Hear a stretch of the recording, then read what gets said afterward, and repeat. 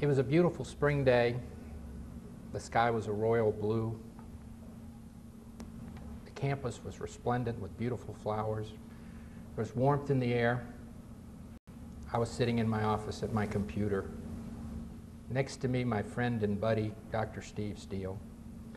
He looked over at me and said, "Louis, do you believe in free speech?" I said, "Steve, of course I do." He said, "Well, come on over to the Institute for the Future and give us one."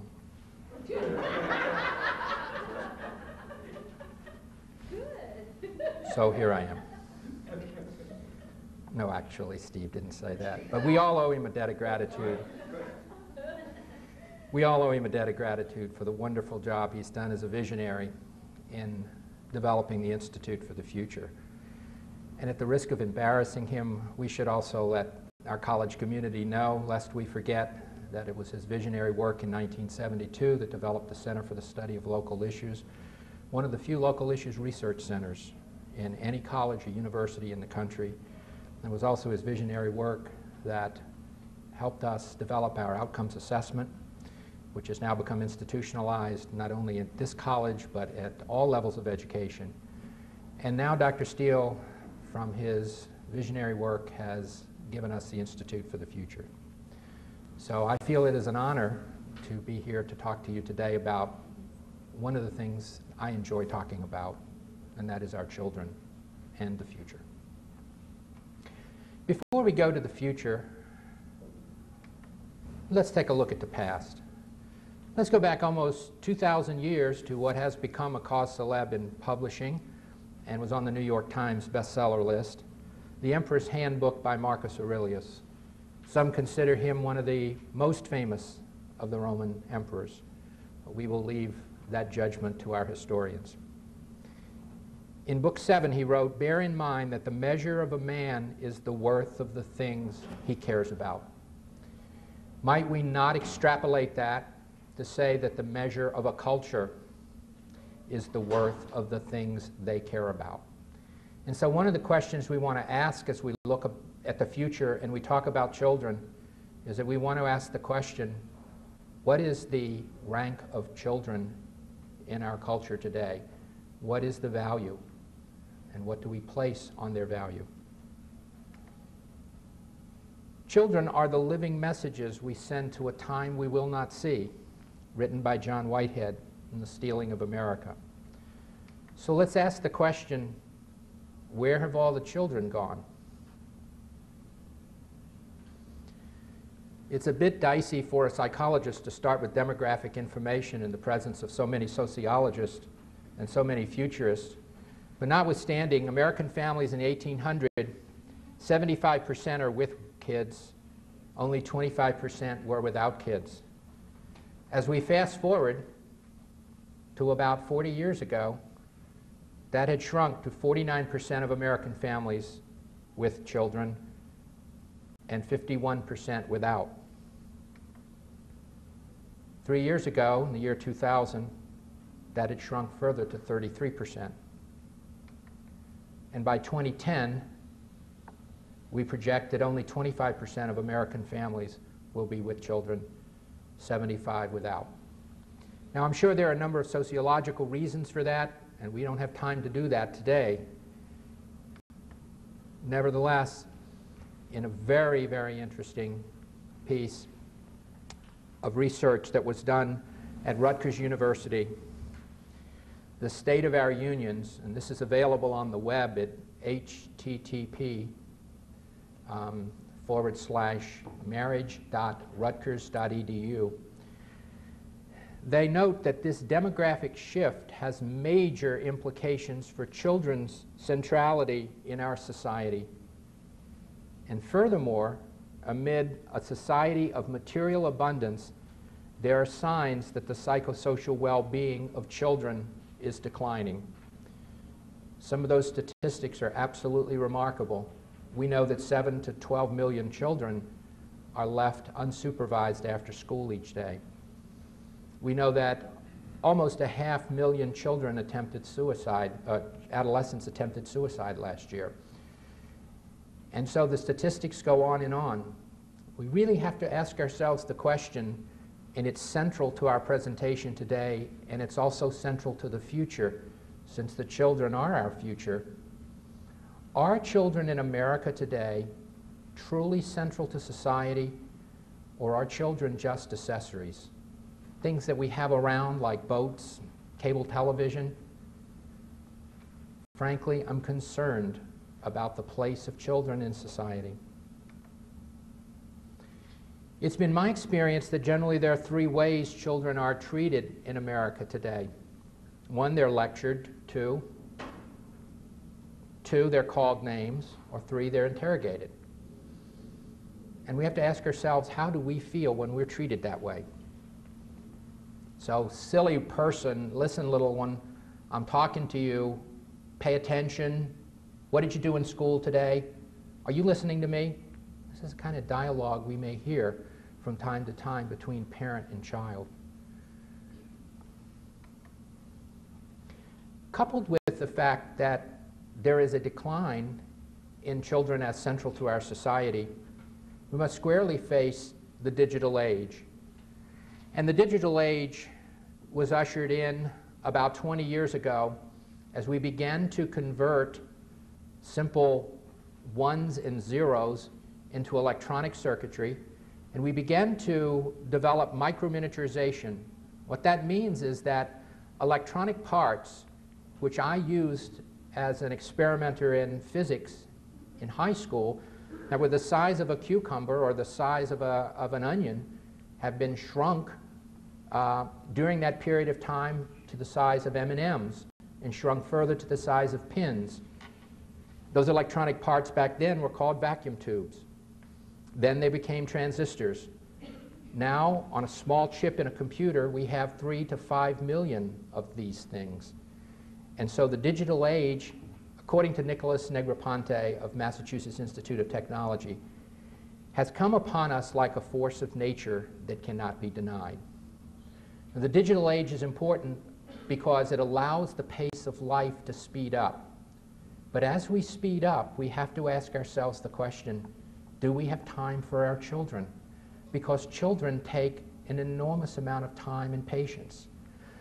A concept that's come from the computer community, multitasking, where we can do 3 or 4 things at once, and you see folks on the Beltway doing that, eating a candy bar and talking on the phone and driving the car, is not possible when working with the children. I spent some 20 years working one-on-one with children in a most intimate setting in play therapy. It takes a tremendous amount of time to listen to children, to touch children's souls, to be with children, to care for children. And so the degree to which we are busy getting on to the next piece of business, using digital technology to speed up life, we have to ask ourselves, are we going so fast that we won't have time to hear sometimes the silent voices of children? With the digital age, computers are ubiquitous. And so with them comes the net generation. Don Tapscott, a psychologist in Canada, wrote the book Growing Up Digital. And in academe, we know last year or the year before was the first time we graduated a class of students from college who had never known a world without a computer. When I was in graduate school doing my research, and some of you can identify with this, computers were the size of this building. There were whole buildings that developed, that held computers. And now their size are shrinking more and more. And this has become not only the tool of productivity in business, but it's become the playground of children as well, which we'll talk about in just a moment. For the first time in history, children are more comfortable, knowledgeable, literate than their parents about an innovation central to society. And we're not just talking about computers, we're talking about cell phones. Bought a new home entertainment system. Who's going to set it up for you? Most likely the 12-year-old. Certainly not me in our family. Children recognize this digital divide. I don't mean between the haves and the have-nots. I mean they know and feel comfortable with digital technology as a tool, as an experience for learning, and as a play. Before we look at the impact of digital technology on children's play, let's go back for a moment. I had the good fortune of doing a doctoral dissertation on children's play and games. It was fun, a lot of fun, because I could be on the playground watching children. These are some games that I'm sure almost everyone in this room have played one or the other. But as you look at them, they may be familiar to you from your childhood: red light, green light, red rover, rock, paper, scissors, hide and seek, tag. The one I really want to call your attention to is the one in the lower right-hand corner of the screen, Chickamy, Chickamy, Cranny, Crow. Did anyone in here play that game? Has anyone heard of that game? Of course not. It's disappeared from American playgrounds. Chickamy, Chickamy, Cranny, Crow used to be called Fox and Chickens, and it was a game that was played not only in this country but in the UK, and it started with a verse: Chickamy, Chickamy, Cranny, Crow, I went to the well to wash my toe. When I came back, a chicken was dead. And then children are lined up in a line, and they stop, and one is the fox and one is the hen. What are you doing, old fox? The leader says. The fox in a gruff voice says, picking up sticks. The hen responds, what for? To make a fire. What do you want to do with the fire? Cook a chicken. Where will you get the chicken? Out of your flock. And so the fox quickly moves around to the end of the line where all the kids are connected together and attempts to take the chicken or touch the chicken like tag at the back of the line. When they do that, they switch roles. The chicken becomes the fox and the game continues. The reason I mention this in a presentation on the future is that we are seeing a terrific number of games on the playground disappear as a result of the digital age. Chickamy, Chickamy, Cranny, Crow was very popular 100 years ago. Today, I'm sure some of these games don't appear on the playground as children are inside, in front of computers, or with video games. So slowly but surely, there's been a shift. You say, so what? That's not a problem. Children are just using new toys of the new generation. One of the important aspects of play is that it teaches socialization skills, it enculturates children, it gives them physical exercise in which they can not only release energy, but burn calories, and we know what a problem obesity is today. Children learn etiquette and rules, such as following certain prescriptions, taking turns, etc. We really have to ask ourselves the question, as we move into the digital age and children develop new forms of play, will these forms of play produce the same kind of enculturation? Will these forms of play allow children to learn from children?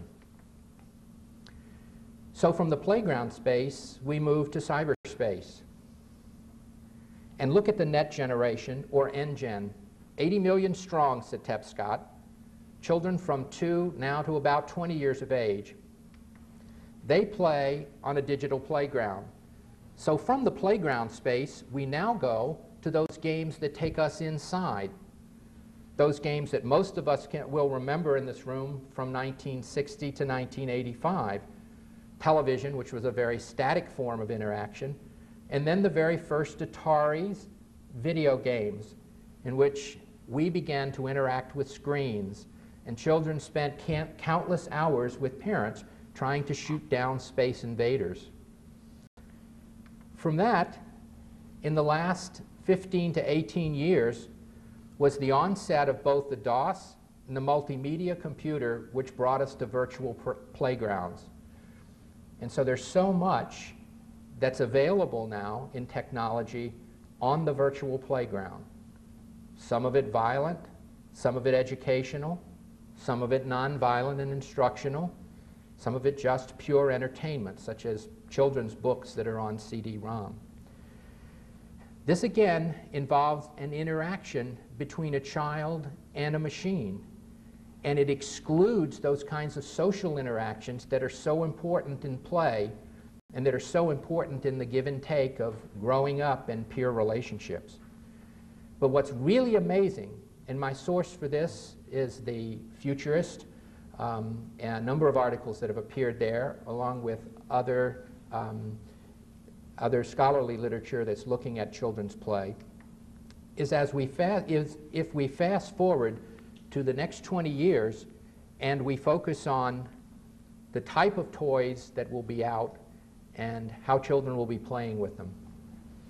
First of all, we're already seeing smart toys. Some of you may remember a couple of years ago the Furby, which had its own language, and you could learn Furbish, and the Furby could learn a word or two. This is a very crude form of smart toys in artificial intelligence. Dr. Seymour Papert of Massachusetts Institute of Technology has developed a wide range of toys, Mindstorms, that are Lego-type toys, which require children, older children, to build robots that profit from experience. Machines that profit from experience are machines which, as they go down a path, turn left, and it's not a pathway, do not repeat that action in subsequent trials, but begin to turn right. We will begin to see holographic toys. Already in stores, there are holographic stickers for children, whether they're for Star Wars or Nemo, Finding Nemo. In these, children see a three-dimensional figure. Holography is going to grow tremendously, and we will have all types of imagery through holography.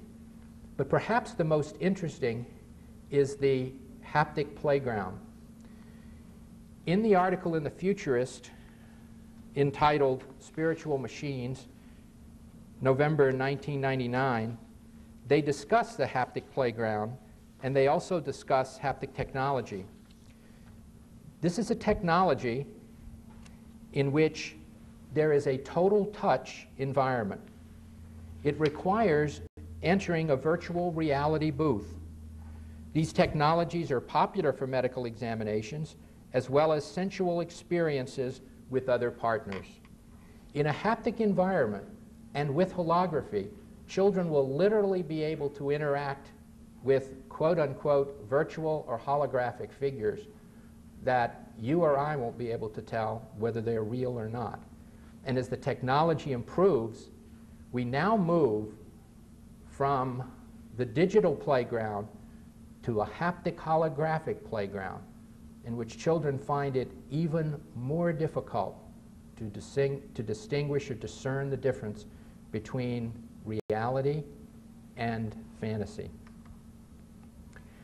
This is truly the digital divide, because as this pace continues in society at a larger level, with digital technology driving it, it's going to continue to bring forth a generation of children who know more about a technology of play than do their parents, and whose parents and even their teachers are unable to keep up with them because of the pace of life.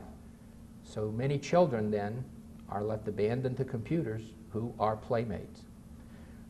This may sound like a bleak assessment, but what I have been entreating my colleagues in the child mental health community to do is to use this technology for therapeutic purposes.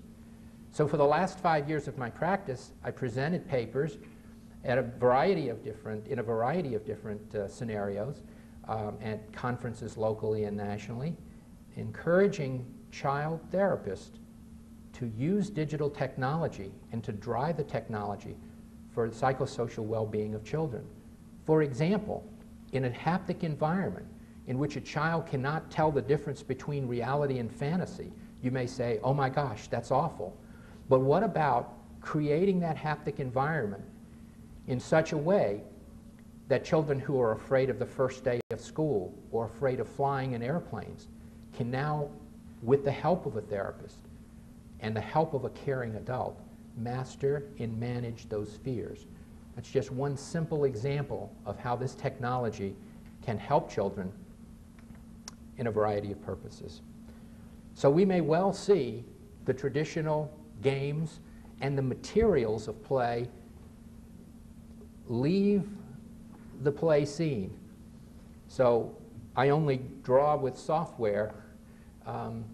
takes children out of that tactile, very, very important tactile environment in which they can touch colors and touch finger paints and interact.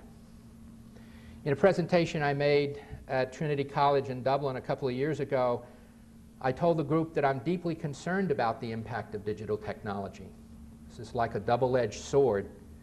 It can have a destructive and pernicious effect on all of our lives, or it can be nurturing and therapeutic, very much like nuclear energy. Some of the dangers of the digital playground as we move from playground space to cyberspace to haptic environments are neglectronics. Busy parents that abandon children to machines who do a fabulous job of babysitting them hour after hour. And there's a great deal of literature, well, it's not great, but there is some literature that's developing now in which we are looking more specifically at what might happen if children are abandoned to digital playgrounds. Secondly, I'm concerned about what I called cybergenic hyperfocus.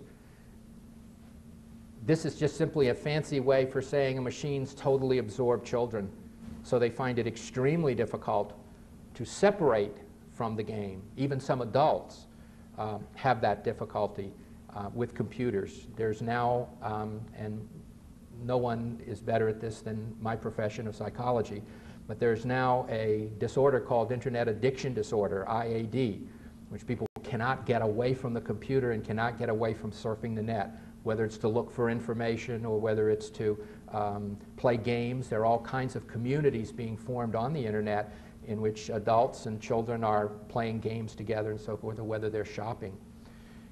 The problem with cybergenic hyperfocus is that kind of hyperfocus to computers, again, will socially disenfranchise children, so that when it comes time for the normal give and take of everyday social interaction, children simply don't know what to do. This is put very well by Jane Healy in her book, How Computers Affect Our Children's Minds for Better or for Worse, Failure to Connect.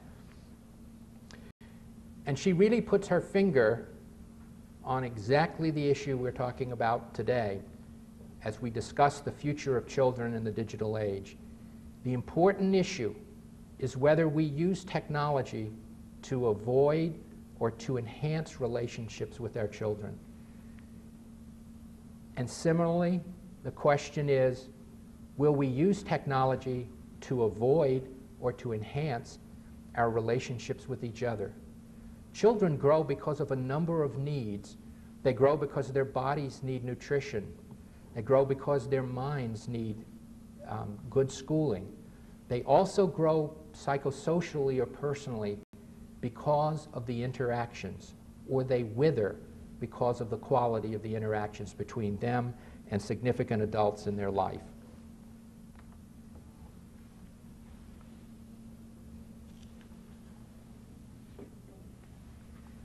And so we have the term today, the throwaway child. And we have children asking the question, well, I don't like it here. I'm going to go somewhere else. And with that, we have to ask ourselves, are we really thinking of relationships as long-standing ways of connecting with each other, or are we thinking of our relationships with our children as quote-unquote throwaway? It doesn't work, we'll just move on. In fact, much to my chagrin and dismay, there's a term called throwaway children. We had throwaway plastic cups, we have throwaway utensils that we use. We know that in electronics, things are designed to be thrown away in a couple of years. And now the term throwaway kid, what a horrific indictment of us as a culture. Bear in mind that the measure of a culture is the value of the things that they care most about.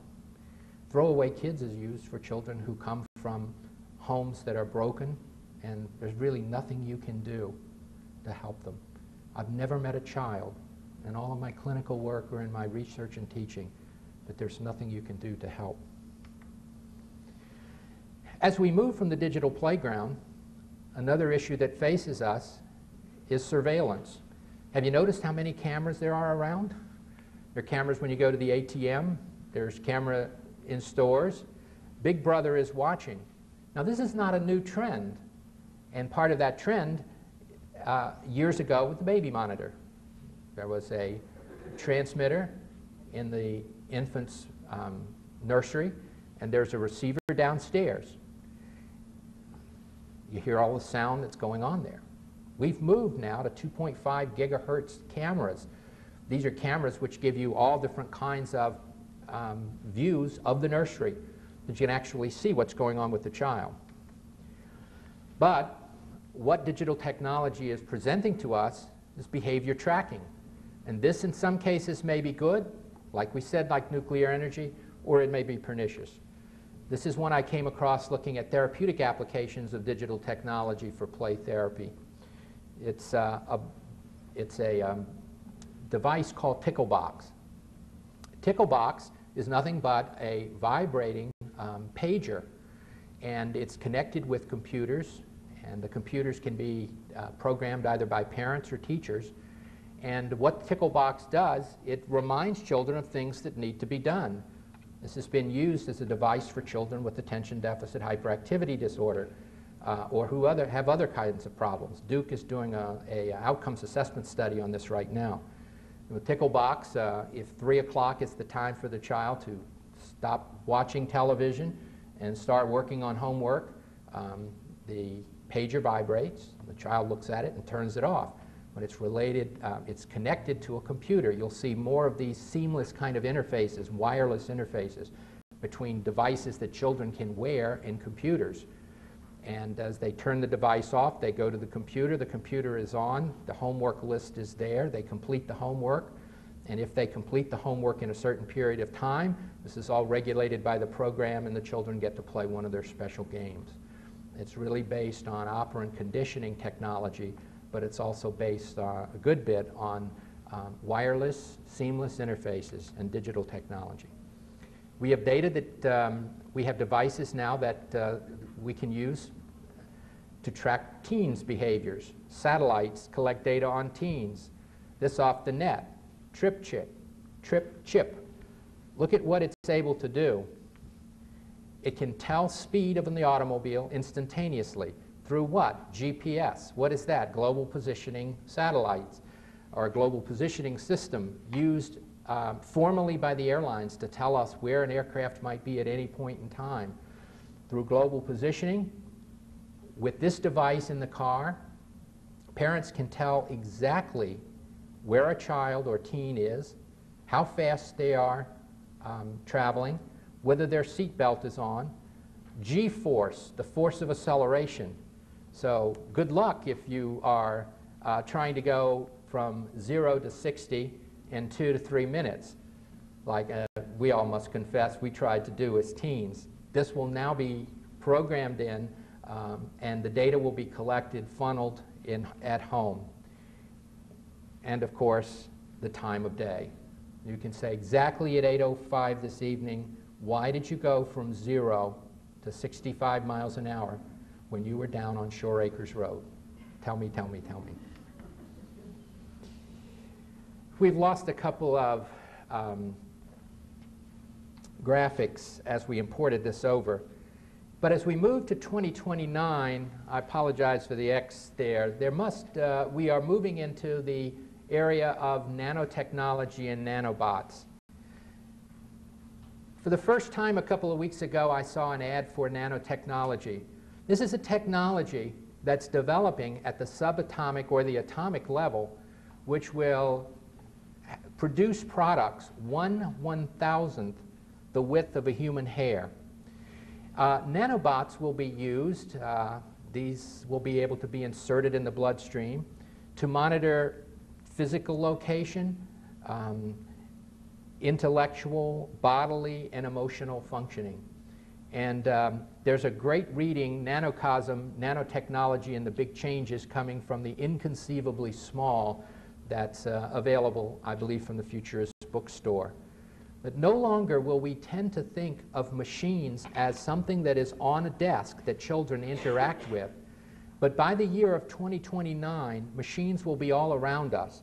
We will be wearing them in our glasses. They will be inside of our bodies, because no longer will machines be the size of this building or the size even of a computer, but they'll be shrunk to subatomic size, and that will in turn allow them to be in places that are ubiquitous, watching children, monitoring behavior. I want to spend a little bit of time talking about the digital age and neuropsychology. As I look back at my Introduction to Psychology text in preparing this presentation, I was shocked to find that there was a picture of the brain and about a page about the brain, just in case you need to know anything about it. There's a whole lot about analyzing dreams and Sigmund Freud and Jung and personality theory, and a little bit about the eye.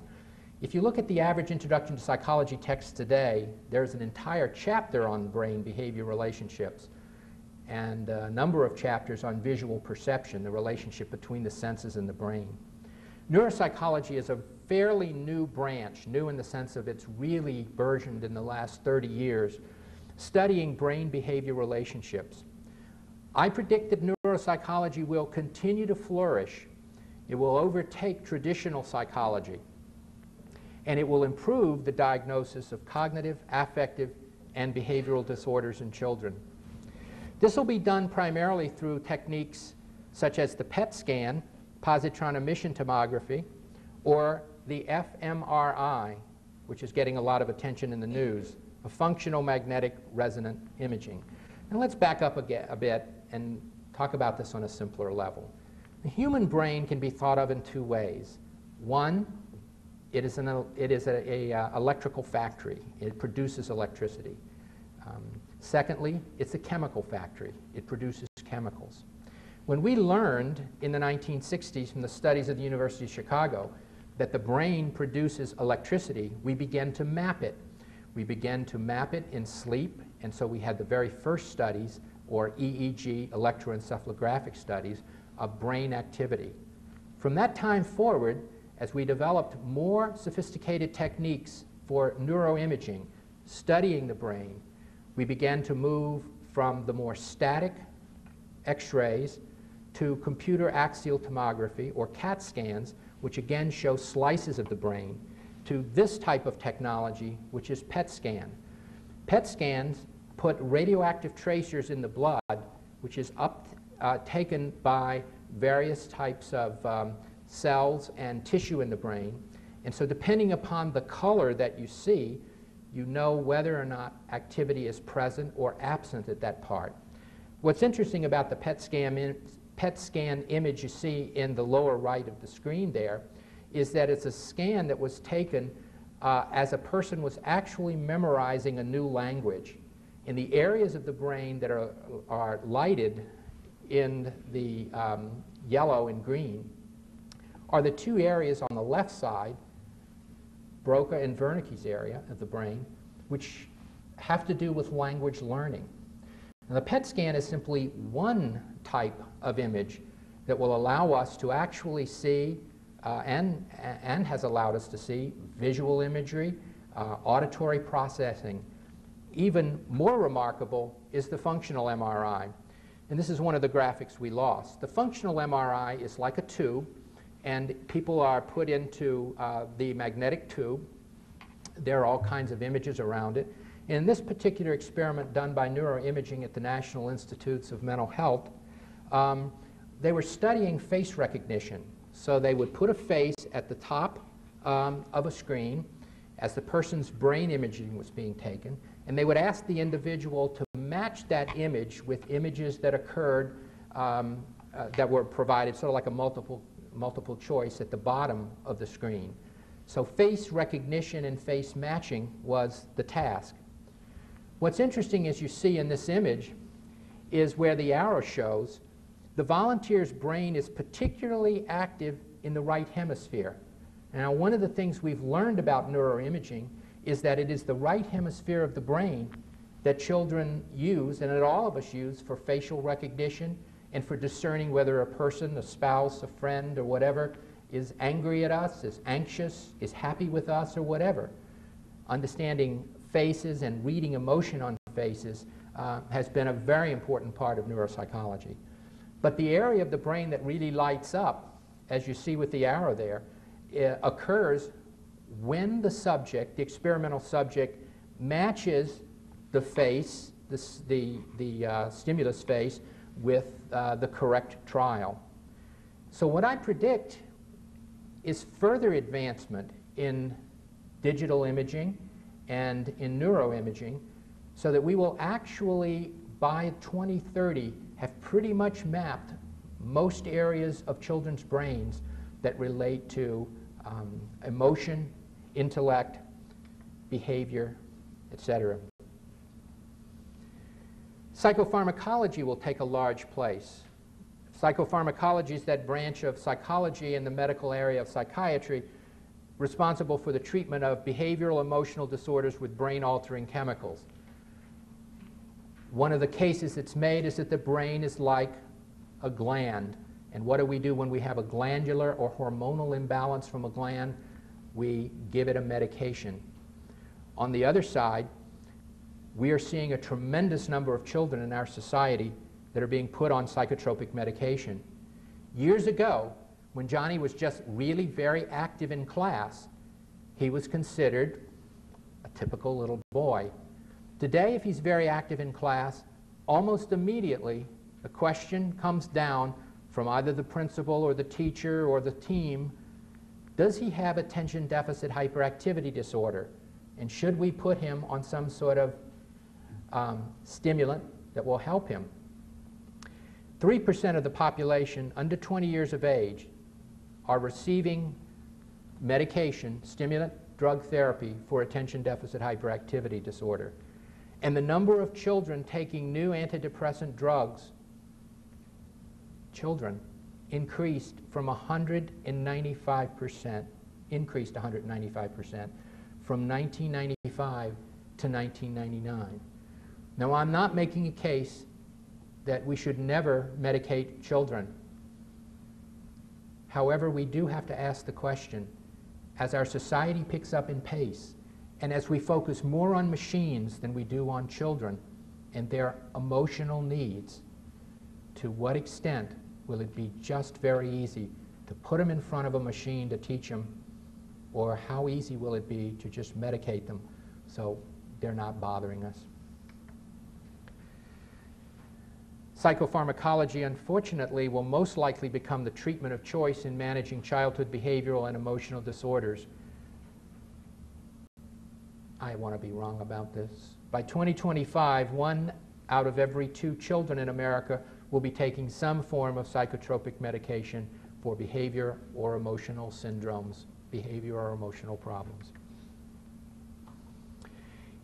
Furthermore, as we look at neuropsychology in the digital age, in 2025, neonatology will be able to save more preterm infants. One of the questions I was asked most often as a child psychologist was, why are there so many kids with learning disabilities? We never had that growing up. Why is there so much of this ADHD? Well, there are a couple of answers. One is that they're being overly diagnosed, sometimes incorrectly diagnosed.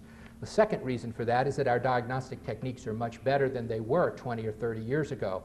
So children were dismissed as having character flaws or whatever. But the third reason is that neonatology and obstetrics are saving a number of preterm infants who may have been lost to infantile mortality, to death very early on.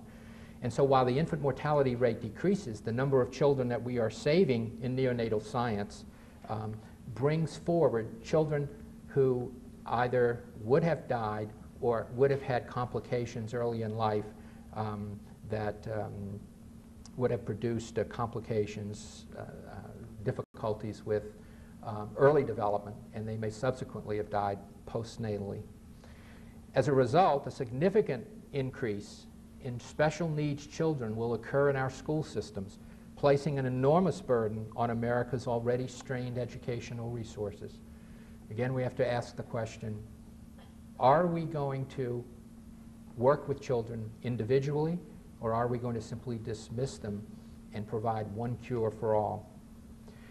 Looking at education in the future, again based on a number of articles from the Futurist, our teachers will not often be in the vicinity of their students. I'm in the office with a teacher who's very seldom in the vicinity of his students. Dr. Steele, who's done a brilliant job and been ahead of the curve for many of us in distance technology, now has students fighting the war in Iraq and taking a class at Arundel Community College. Teachers will not be teaching in the traditional way, which is what I'm doing. As an example, bad example, sage on the stage. It won't be necessary for teachers to have a group of people sitting around telling them information, because information will be ubiquitous. This has been the cornerstone of education for approximately 3,000 to 4,000 years. I have a book, you have a book. We all read from the book, we discuss the book, we sit around, and that's education. I think the peripatetic Greek school was a single exception where instead of just sitting around, they walked around the gardens and talked about what they learned. That will be gone. So what will teachers be doing? They'll be facilitators, and they'll be mentors. They will be guiding student learning. And this is very hard to explain in an extremely short period of time like this. It's marvelous to watch. And again, Dr. Steele, it's marvelous to watch him as he gets excited watching students come into a virtual room, take a pretest, measure their knowledge or lack of knowledge of an area of sociology, work with his interactive modules, then take a post-test. All the while he's available by phone, even personal contact. It really can work, distance education, if it is person-driven and not machine-driven. Teachers, of course, as we said, are not needed as a source of learning. If you want to know something at 1 o'clock in the morning and a teacher's not around, just go to the internet. Most people choose the internet, ask Jeeves, Google, whatever, and find out what they need. So what will we be doing with children? We'll be answering their questions that they may not be able to find on the internet. By the way, what program does God use to upload the sun every morning? Students will be functioning to gather and exchange information. They won't be simply taking the information in. When you and I went into the classroom, our goal was to sit down and to write. Information will be everywhere. In fact, sometimes in the future, with nanobots, children will be wearing the information. Their learning will be monitored in part by teachers, but also by intelligent software-based simulations. In other words, the software will guide them. You've all had opportunities to take tests, which you take the test and then the answer key's right there. What if the answer is actually built in? And what if the progression along the process of learning, of gathering information, is guided by software that says, nope, not that way, this way? Children will socialize, getting back to virtual and haptic environments, but they will socialize with geographically remote colleagues, peers. Today, if you look at the groundswell of work that's being done in connecting children to different cultures, we have French classes in the 4th and the 5th grade writing to peers. I guess they call them key pals now, not pen pals, writing to their key pals in Paris because distance and time is no longer an issue.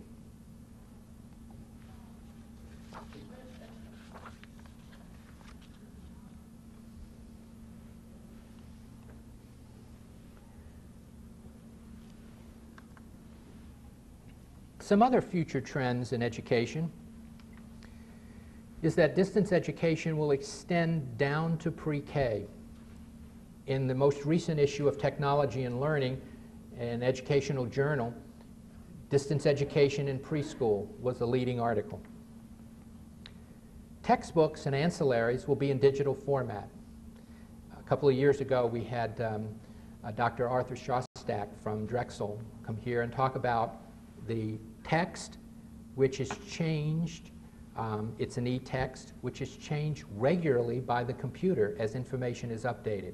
Because information is going to be happening so quickly, information is going to be expanding exponentially, that no longer will we have time to wait for the copy, to go to the printer, to be typeset, and then to be published, and then to be sold, we will need information updated almost overnight. It's very, very possible to have the satellite passing over, changing the screen of the book, and the book will open up. It'll simply be a digital screen, a membranous screen, and children will be able to read and update that. Asynchronous learning, which means you don't have to be at one place in one time, will be available 24/7. So as we move forward to 2029, you could actually be a virtual classroom, and you would look just like you look to me, and I would look just like I look to you. This would be preserved digitally and available on the web, available in audio, or any number of techniques. And learning will be accessed more through wireless systems. Today we are connected by wires. I'm tethered to wires, but the audio that's coming from my voice is actually being transmitted back to the camera in the back of the room by means of wireless technology. No presentation of children in the future would be complete without a look at this book. The Irreducible Needs of Children. It went virtually unnoticed. Even I, as a child psychologist, had not heard of this book. My colleague, Dr. Steele, saw a copy of it and bought it for me. Two, I think, of our leading thinkers and researchers today. Dr. T. Barry Brazelton, who's a pediatrician and researcher at Harvard, and Stanley Greenspan, a child psychiatrist. They are deeply concerned about the unmet needs of children in our country. And so let's take a look at some of the irreducible needs of children, because central to the presentation is, if our children are to have a future, and if children are our future, then our future will be bright if we meet these irreducible needs. First, the need for ongoing nurturing relationships. In a culture where you can count 1 out of every 2 marriages will end in separation and divorce, often an acrimonious separation and divorce, in which the children are rent asunder. The need for physical protection, safety, and regulation in a world in which we are all rightfully anxious, if not terrified, about whether our country's borders will be invaded. The need to have experiences, educational experiences, tailored to individual differences. Each child is unique, emotionally, physically, psychologically, and we treat them unique. In an educational system in which we test against a norm, and in an educational system in which we want to normalize rather than focus on individual differences. It takes a lot of time, it takes a lot of money to focus on individual differences, to give each child what he or she needs in education.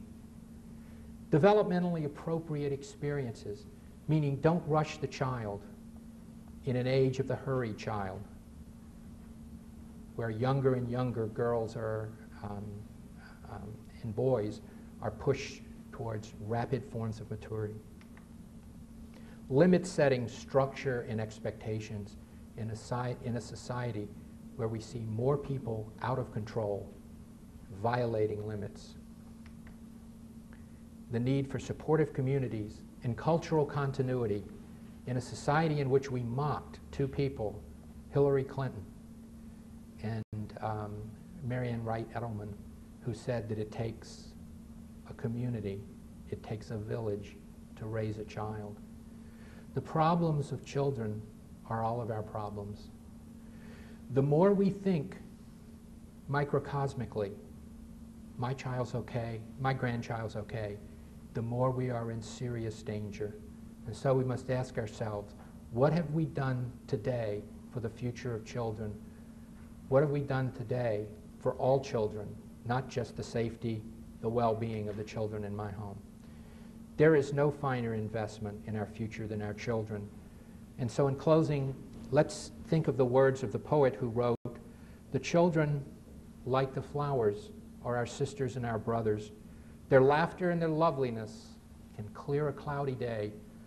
Like the music of the mountains and the colors of the rainbow, They're a promise of the future and our blessing for today.